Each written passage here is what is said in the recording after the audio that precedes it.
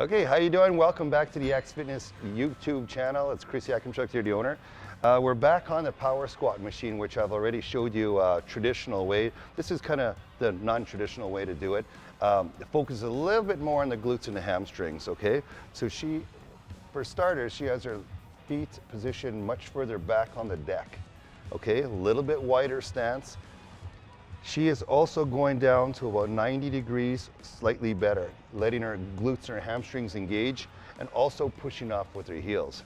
Doing a great job of keeping her back nice and flat, looking upwards and kind of dipping it low and driving up. So this one does hit primarily the glutes and the hamstrings as well as the quads, but it really hits the back end. It hits it pretty hard actually. That looks really good.